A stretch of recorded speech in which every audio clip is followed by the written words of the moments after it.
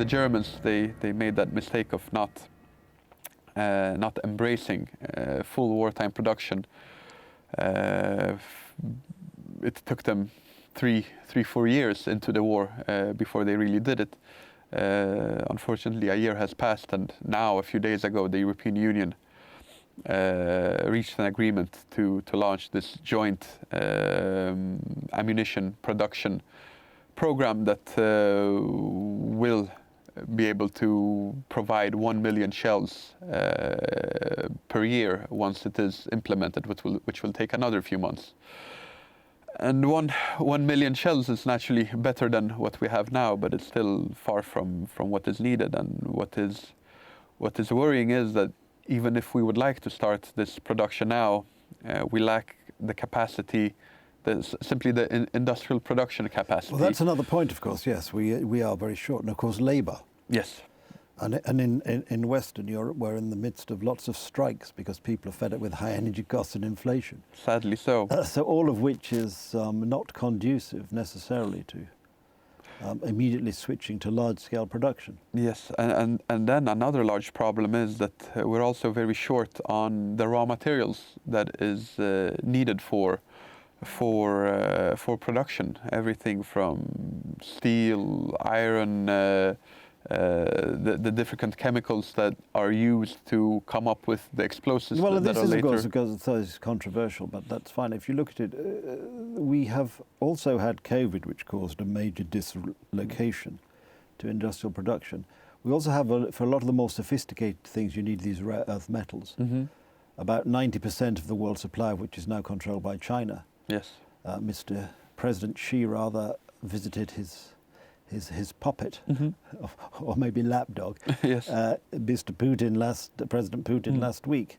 So it's not easy, and and we are also obsessed with this whole idea of greenery, which means cutting down production and so on, and we've exported our emissions to China and other places, and of course this makes us very weak. Yes, the problem here, if we take another analogy from the Second World War, you could say that the war was, to a large degree, decided by two things.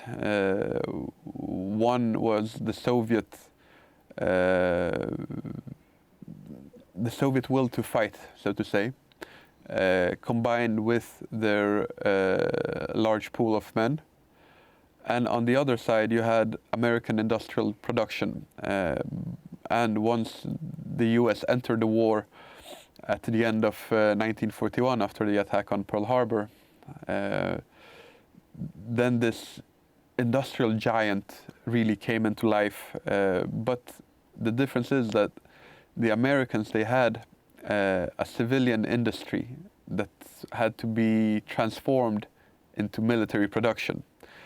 But in Europe right now, our civilian industry has been outsourced and shipped to East Asia mainly over the last 30 years or so. So it's not that we can shift immediately from industrial. Well, no, and we saw during COVID, people were desperately trying to find health equipment, and of course it was only made in China, and the Chinese weren't really very good at sending it in the quantity we needed.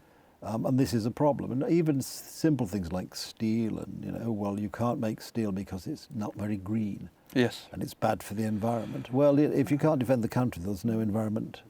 The environment's not going to be much use to you. And it's energy intensive as well. So energy prices also have an influence. And naturally, for steel production, you need these massive blast furnaces that require quite a lot of it.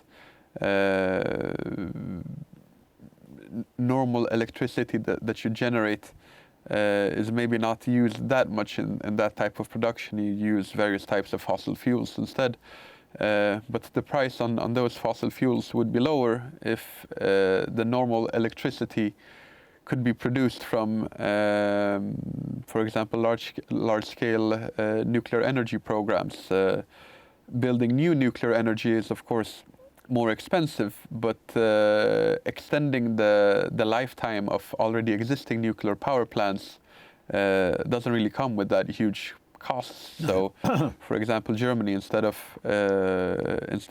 dismantling their nuclear power plants that could have still remained for another 10 years or so, instead these decisions have been taken in Germany, in Belgium, in Netherlands, and in other countries, that we are phasing out nuclear power, despite these power plants still having a good 10 years in them or so. Adam, as usual, the clock in the corner of the room has defeated us, so I'll have to ask you to pause there, but we'll pick it up next time. There we are, as usual, defeated by time, but fear not, if you join us next time, as we hope you will, we'll pick up the story here on Poland Daily History. In the meantime, thank you for watching and see you next time.